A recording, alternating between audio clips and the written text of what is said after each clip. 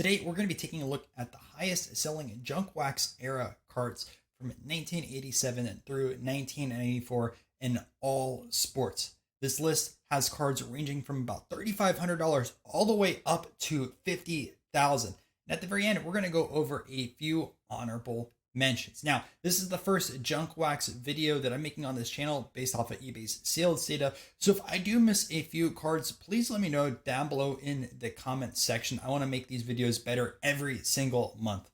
That being said, let's take a look at this list. Our first card to make the list this month is Greg Ballard. I'm not actually too familiar with Greg as a basketball player, but this is a PSA 10 in the 1987 Fleer basketball set, which I assume there's a lot of people that are trying to build out the registry for that, kind of like the 1986 Fleer. And taking a look at the card, it looks pretty clean. I mean, there's a few dots right there, but regardless, it probably has a pretty low pop for it to sell for $3,500. It's sold by Probstein. We're jumping up to $3,700 by Slab Mafia. I believe it is Rohan. I've done deals with them in the past. For this PSA 10 Ken Griffey Jr. Tiffany.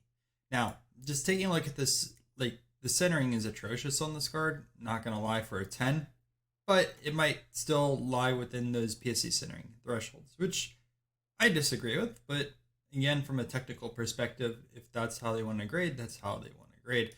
And taking a look at the back over here, it doesn't look like it has chipping, which is a good thing, right? You don't want to have that with your 10. Griffey will be featured a ton in this list. 3836 MC Sports cards. So it also has cards on the different lists that I have on the channel. But we have a score Barry Sanders, which only thing stopping this from being a black label is the corners being a 9.5. You see that there's 310s. Look very solid across the board. Taking a look at that card. Then here on the back. So obviously you don't have in person, so curious why I got the 9.5 corners instead of a 10. But here's what a black label would do on this Barry Sanders. 3925 1988 Fleer Michael Jordan number 120 All-Stars. Hate when these picks are so far away, and plus it also has the shadow on it. A very high sale with another Jordan, which there will be quite a lot also on this list, as well as Griffey. Those are 1 and 2 for this month. $4,000 Skybox Michael Jordan. Card got a grade of a 6. The auto has a 9. A little bit of chipping here across the board. I don't like the black auto. I wish it was another color because it doesn't stand out, and that's why I got the 6. I was like, the top didn't look too bad, but it makes sense. Both those are pretty janky. And of course, on the back we have Michael Golfing. Sold straight up as a buy now for $4,000. Another $4,000 sale. 1988 Fleer Michael Jordan. This one is card number 17 in comparison to, I think it was the All-Star one. PSA 10. And let's take a look at the back.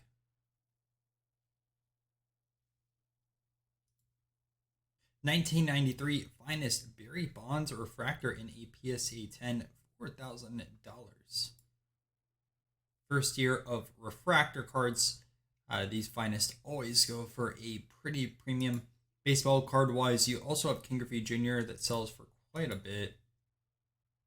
All the Hall of Famers really do. Same with Nolan Ryan. But $4,000 for Bonds. Best offer was accepted of $4,200 from this Brett Hull O-Pee-Chee 1988. Let's take a look at how this looks.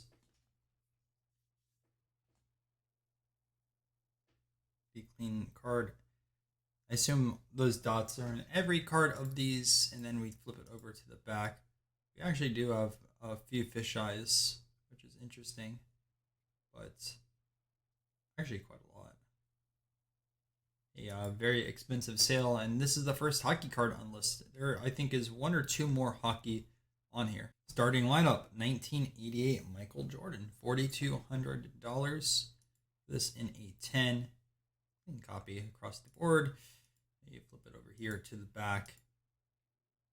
It's amazing how much people pay for labels. I'm sure 9s that look very similar are about the same, or way cheaper wants to get their 10s. 42.72. As I mentioned, the Ken Griffey. Yeah, the Griffey sold for a huge premium, which I'd be curious what 10 on these would do. There's always a high multiplier across the board. And this is an old label as well. So it looks like there's either, I can't tell if this is on the slab or on the card itself. Maybe some surface issues, but also this card is probably sold on eBay before. Very high sale. 1992 Fleer Team Leaders. This sold for $45.33. And colored borders, so probably a tougher card to find. Mario Lemieux, Kirby Puckett, and Joe Montana.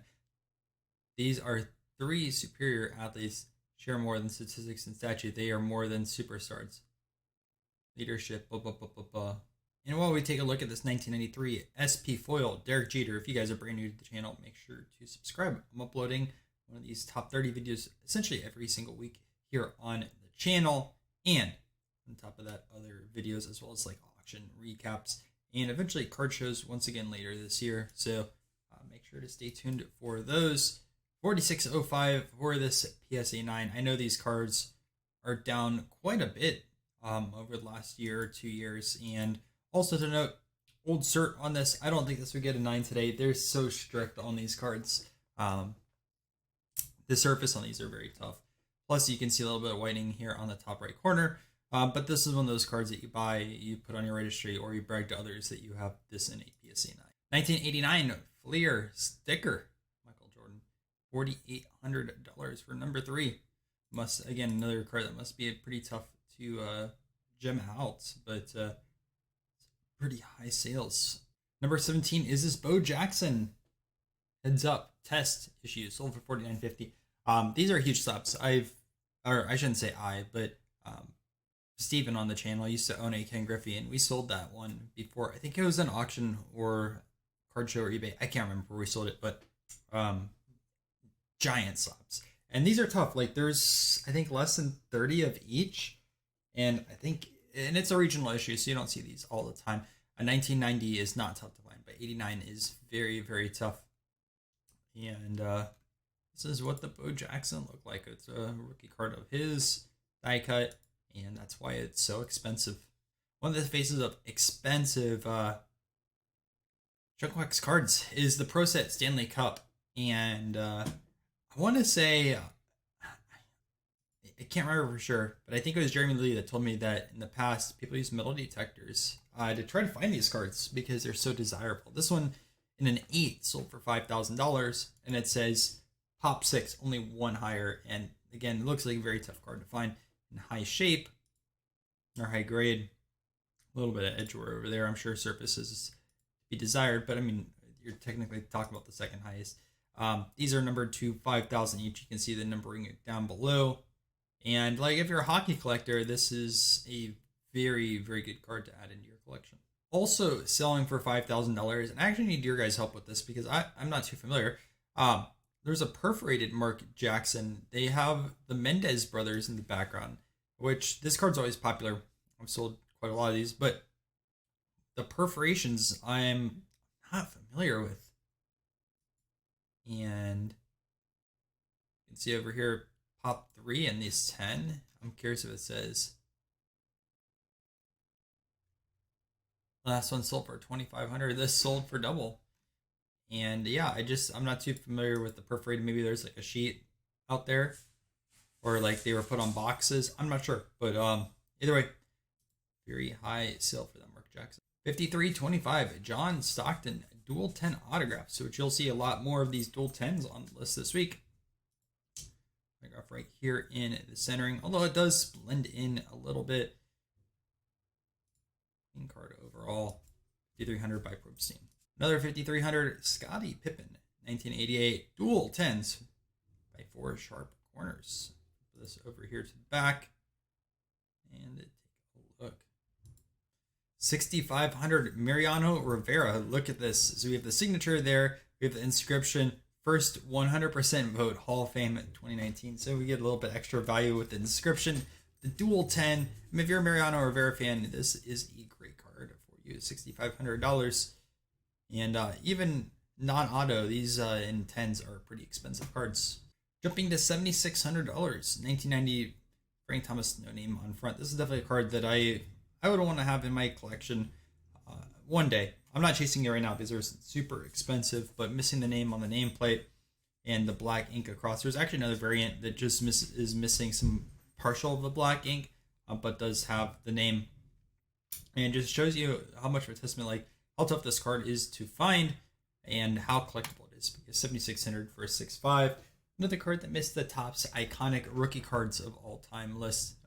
76.55. I'm not familiar with the set. It's, and I probably butcher it, but Cal Muflon, Yugoslavian. Eastern European cards are tough to find. Just from my perspective, I collect a lot of music cards. There's a few sets out of Eastern Europe, and it's taken years to even find a few copies. So I understand how tough these are.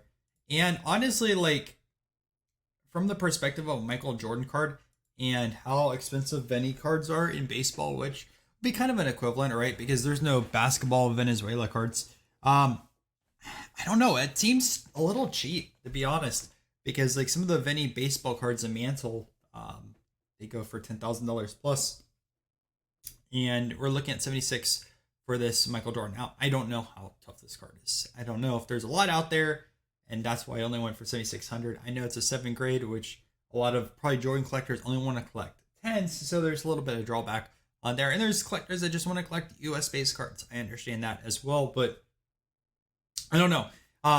It might be a really rare card, and it may seem a little cheap based around that price point. $8,000, 1989 Bowman Tiffany in a PSA 10. Take a look at this.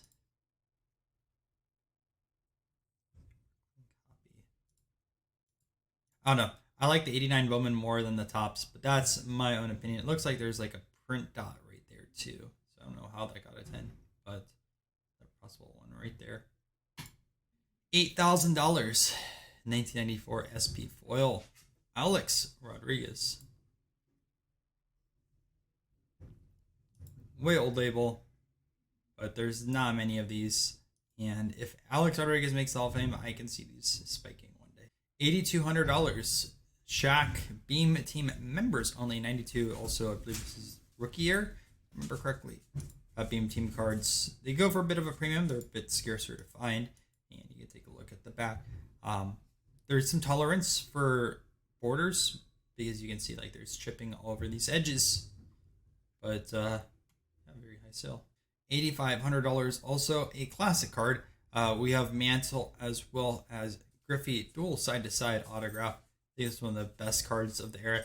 The one thing I don't like though about this card, and I'll just say it, is the single autographs. There's some cards I believe that just have Mantle autograph and some that have Griffey. The problem is people have gotten, I believe, Griffey later down the road after Mantle's signed. So you don't always know. I think there's something with the signature or like fading. There's something along the lines that you could tell. I mean, this Griffey autograph looks like it's a little faded, so maybe these were both at the same time. But either way, I'm also curious about why this got an authentic grade instead of, a dual autograph and card grade, because the card doesn't look too bad. I mean, there's little issues here and there, but I mean, even if you get an 8, right? I don't know. Card that I expect anytime it sells makes this list, but I'm not too sure why. And I don't know if all of these have that sticker right there too. Maybe that's why. Maybe this was an autograph later down the road. That's what it says. No, it does not say anything about that. I just want to look really quick. Oh, here's one right. All right, so this is an 6th grade of the card, autograph being a 9. And it also looks like it has this sticker. So maybe all of them do have that sticker. Again, it looks like a little bit older Griffey, but I'm not an expert on autos by any means. $8,500 for this 1993 Ultra Michael Jordan Scoring Kings with all of the lightning here in the background. Probably a very tough card too, with color borders on the front and also the back, and it looks like with some specific foil. $10,321. 1992 Fleer Total D Michael Jordan. Black bordered card. Need some indenting and a colored border for the back. These just seem like they would not have many 10s. And it says low pop, understandably. $12,200. The dual 10, 1989 Griffey. With the autograph here and the card that got the 10. PSA can't figure out their slab sizes once again. But this won't be the only dual Griffey auto. There's one that's going to sell for way higher premium than this. We have this 1987 Fleer Jordan, $14,100 for card number. And our biggest sale, $50,000 for a Junkwax era card. 1989 Bowman Tiffany Ken Griffey Jr. Dual Auto 10. Look at that. 10, 10. By 4 sharp corners. The Griffey market continues to stay hot. What an amazing sale. Our first honorable mention this week is a 1993 Topps Gold Derek Jeter. $3,000, so barely missing that cutoff. But these Jeter cards are always so popular. Both the gold and also the non-gold editions. $12.50 for this 1989 Donruss Dual 10s. Just shows you the difference in price points between this and his Upper Deck, as well as Tiffany rookie cards. Quite a big difference, and also this auto does blend in a little bit, but still a pretty high expensive card. 1975, this Jordan number 7 sticker from 1988 Fleer, and then this only is a 9. If it made a 10, it would definitely make our list. $2,200, 1991 OPG Baseball 24 box case. Man, I mean, I don't know what the Chipper Jones do. That's what you're going to be chasing, essentially, right? I mean, even second year Frank Thomas, I mean, I don't know what that would go for. I mean, I'm sure your Nolan Ryans, your Bo Jacksons, all those would do pretty well. But that right there is a lot of cards. And our last honorable mention is this John Bagley, another card sold. 4 sharp corners, $32.50, 10. Probably a registry piece on here. Looks like centering's off a little bit, but it is a brand new. Hope you guys enjoyed this video. Make sure to check out some of the other videos in these top 30 series with the playlist on the channel. And again, if you are brand new here and you're not subscribed to the channel, make sure to subscribe. I'm putting out a lot of these videos and they take a lot of effort to make every single week. All right, see you in another video.